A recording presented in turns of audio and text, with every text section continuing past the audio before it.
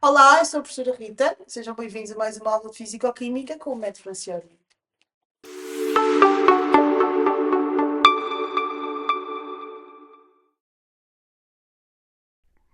Olá, meus queridos alunos. Vamos então à nossa primeira aulinha de Física de 10º ano. Então, como vocês sabem, nós começamos a falar de energia, está bem? Energia é uma coisa que nós não conseguimos ver, mas é uma coisa que nós conseguimos sentir, está bem? Então, nós temos, por aqui, temos dois tipos principais, ou dois tipos fundamentais, como costuma dizer, de energia. Uma é a energia que está associada ao movimento, vocês já sabem que é a nossa energia cinética. Portanto, a energia cinética está associada ao movimento exatamente porque temos ali a nossa velocidade em metros por segundo, está bem? Portanto, a energia cinética é medida em joule, a unidade do Sistema Internacional de Energia, igual a 1/2 da massa, que é, neste caso, a unidade do Sistema Internacional quilos, vezes o quadrado da velocidade em metros por segundo. Está bem? Muito bem. Então, o segundo tipo fundamental de energia é uma energia que é potencial. Às vezes, vocês têm alguma dificuldade em perceber como é que é esta história da energia potencial. A energia potencial chama-se assim porque ela está acumulada nas partículas que constituem os corpos e há a potencialidade de, quando há uma alteração no sistema, aquela energia poder se converter noutro tipo de energia e gerar, por exemplo, um movimento. Está bem? Então, neste caso, eu pus aqui dois pontinhos, portanto, ela está associada às partículas, com a potencialidade de se vir a utilizar, se houver uma alteração do sistema, e também está associada à interação das próprias partículas, está bem? Pus aqui alguns exemplos, existem vários tipos de energia potencial, mas nós temos, por exemplo, a elástica, num elástico, está bem? Ou numa mola.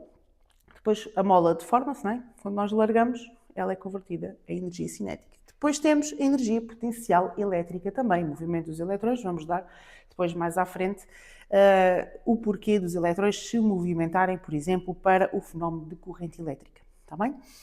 Então, e a gravítica? Pronto, a gravítica neste caso tem interação aqui entre dois corpos, que na Terra é a interação do corpo de maiores dimensões, maior massa, a Terra que atrai todos os corpos que estão nas suas imediações, está bem? Portanto, neste caso estamos a falar de energia potencial gravítica, que tem aqui o produto da massa em quilos, com a aceleração gravítica 9,8 metros por segundo quadrado, e a altura aqui é o afastamento de um nível de referência que normalmente é o solo, que é os 0 metros, ok? A uma altitude em metros, ou seja, um afastamento da Terra. Muito bem. Então, energia em joule, massa novamente em quilo. A aceleração gravítica está na tabela de constante de exame com 9,8 metros por segundo quadrado, portanto é uma aceleração, é a forma como o módulo da velocidade aumenta, por exemplo, na queda por segundo. Portanto, por cada segundo temos um aumento de 9,8 em 9,8 metros por segundo. Está bem? Muito bem, depois temos aqui a nossa altura em metros. Agora, um corpo que é constituído por partículas, por exemplo, um carro, não é? O carro é constituído por muitas partículas. Este carro, se estiver em repouso, ele contém energia na mesma. Se está em repouso, não tem energia cinética, convenhamos, não é? Mas é um carro que está no solo, então também não vai ter energia potencial gravítica. Sim? Mas ele tem energia. Então que energia é essa? Nós chamamos a isso energia interna. É a energia que está apenas associado às partículas, porque todos os corpos são constituídos por partículas, ok? Por outro lado, está associada também, esse tipo de energia interna, à agitação térmica das partículas, ou seja, se há uma recepção de energia sob a forma de calor, por exemplo, há um aumento da minha energia interna. Então há aqui uma questão que eu quero deixar clara, que é o seguinte: se um corpo estiver em repouso e estiver no nível de referência para a energia potencial com H igual a zero, ou seja, não tem energia potencial, ele não tem energia, tem energia interna. E a energia interna é a soma da energia potencial com a energia cinética. Agora, eu posso não ter energia potencial, posso não ter energia cinética, mas tenho que ter energia. Ele tem sempre energia interna associada às suas partículas. Está bem? Se o corpo está em movimento, se aumentar o módulo da sua velocidade, no nível de referência 0 metros, ou seja, não tem energia potencial, mas tem energia cinética a aumentar. Então aumenta a energia interna porque aumentou a energia cinética. Sim? Então, só para perceberem a diferença entre energia cinética, energia interna e energia potencial gravítica. Está bem? Muito bem. Pronto. Depois, vamos ver aqui, antes de eu apagar isto e irmos ao trabalho das forças, vamos só rever aqui as condições para termos um sistema mecânico. Portanto, nós temos que definir o tipo de estudo de movimento que vamos fazer. Se eu estou a estudar o movimento de corpos na Terra, eu vou considerar que aquele corpo que eu estou a estudar pode ser representado apenas por um ponto, que nós chamamos centro de massa. É lá que nós vamos representar todos os vetores associados ou a forças ou a velocidades, acelerações, etc. Sim? Mas quando é que nós podemos fazer isso? Quando estamos a estudar o movimento numa perspectiva em que o corpo que eu estou a estudar tem que ser considerado indeformável, portanto, não me interessa se ele altera a forma ou não. Depois, temos que desprezar qualquer variação de energia interna, ou seja, não me interessa se ele aquece ou se arrefece. Nós estávamos a falar há bocado de um carro, movimento de um carro. É lógico que o carro, ao trabalhar, o motor começa a dissipar energia e, portanto, começa a libertar calor. Não é? Portanto, nós vamos desprezar isso porque estamos a estudar apenas o movimento do carro. E que movimento é esse? É o movimento de translação. É aquele movimento que é feito como referência, em relação a um ponto de referência. Assim é que é. Está bem? Eu vou-vos dar aqui um exemplo bastante claro.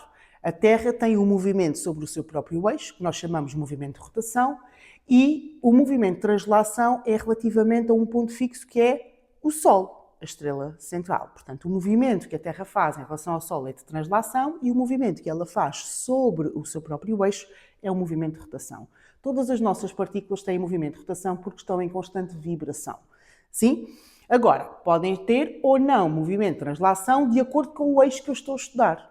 Está bem? Portanto, se eu tiver um eixo horizontal em que eu sei que uma determinada árvore é a minha origem do meu referencial, então todos os meus movimentos vão ser relativamente àquele ponto. Isso é um movimento de translação. Sim?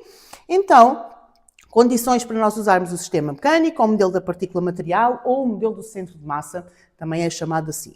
Portanto, temos que considerar os corpos indeformáveis, vamos desprezar qualquer tipo de variação de energia interna, está bem? E vamos considerar apenas movimentos de translação, desprezando qualquer movimento de rotação. Sim? Muito bem. Eu agora vou apagar aqui o quadro e vou fazer aqui uns desenhos para falarmos então do trabalho de forças, ou seja, transferência de energia para corpos por aplicação de forças constantes. Sim? Até já. Vamos então ver a nossa formulazinha. Está bem? Então, temos o trabalho da força, uma força F aplicada, uma força exterior, a sua intensidade em newtons multiplicada pelo deslocamento, que está em metros, e o cosseno do ângulo formado pela força F e o sentido do movimento ou deslocamento. Está bem? Vou fazer uma aula específica para subscritores, onde vou explicar a origem desta fórmula, está bem? Portanto, nesta nós vamos apenas identificar aqui as grandezas, vamos aplicar num exemplo, está bem? E, portanto, vamos aprender como se faz na mesma. A outra é só um bocadinho mais completa, que explica a origem, por exemplo, do cosseno do alfa, está bem? Muito bem. Então vamos lá. Temos a nossa fórmula, já sabemos que isto é a intensidade, o deslocamento, e este ângulo é, e isto aqui é importante, aquele ângulo é o ângulo formado entre a força e o sentido do movimento que é dado pelo deslocamento em metros. Está bem? Então eu criei aqui um exemplo que é o seguinte. Nós temos aqui um corpo em que, para todas estas situações, a força F vai ter sempre 10 newtons e o deslocamento provocado vai ser 2,5 metros. Sim? O que é que varia nas situações? O ângulo formado entre a força e o sentido do movimento. Está bem? Então, na situação 1, o que é que nós temos aqui? Temos a nossa força F paralela e com o mesmo sentido ao deslocamento. Estão a ver aqui o deslocamento? Portanto, ele está-se a deslocar no sentido da esquerda para a direita, na horizontal, não é? E a minha força F também é horizontal e também está aplicada da esquerda para a direita. Então, qual é o ângulo aqui? O ângulo vai ser 0, não há ângulo, eles são paralelos, certo? Portanto, aplicando diretamente 10 newtons, vezes 2,5 metros, vezes cosseno de 0. Quanto é que é o nosso... Eu, por acaso, não pus aqui, mas posso pôr. Quanto é que é o nosso cosseno de 0? O nosso cosseno de 0 é 1. Então, aquilo que multiplica aquilo que é constante, que é a intensidade da força e o deslocamento, sendo 1, então o meu trabalho da força F vai ser máximo, certo?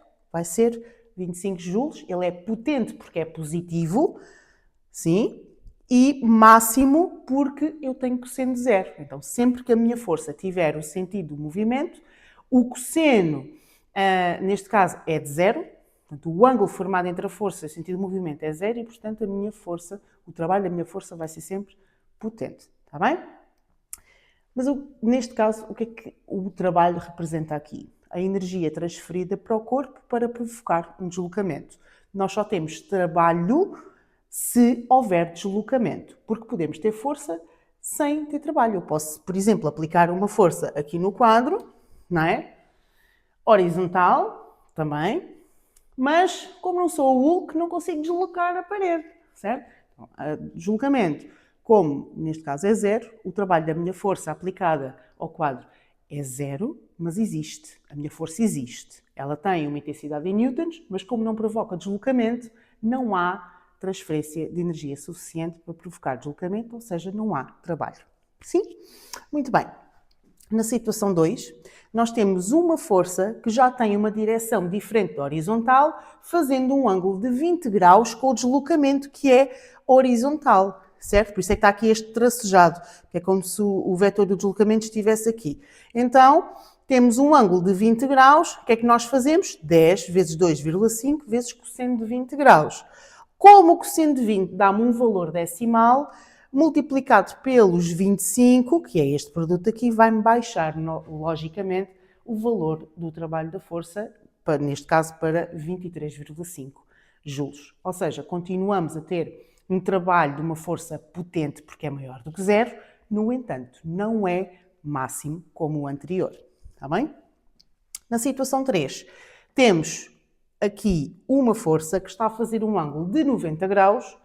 Como o cosseno de 90 é 0, então o trabalho da minha força também vai ser 0. Ou seja, todas as forças que são perpendiculares ao deslocamento vão ter trabalho nulo. Existem, mas não realizam trabalho. Está bem? E é fácil perceber porquê. Porque se tu estiveres a movimentar o teu estojo, por exemplo, ao longo da secretária, uma força aplicada na horizontal, ele move-se naquele sentido, certo? E tu estás a estudar o movimento nesse sentido. Mas tu aplicares uma força para cima, ele deixa de se movimentar naquele sentido. A força não realiza trabalho porque é perpendicular ao deslocamento do movimento que tu estás a estudar. Está bem? Muito bem.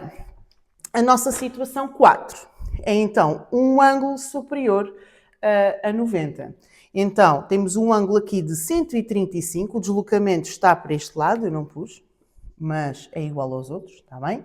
O deslocamento está para este lado, a força é aplicada naquela direção, portanto temos aqui um ângulo formado de 135 graus e, fazendo novamente as nossas substituições, vemos que agora o nosso trabalho é negativo, dá menos 17,7 joules, é um valor negativo, é um valor inferior a 0 e, portanto, o meu trabalho é classificado como resistente.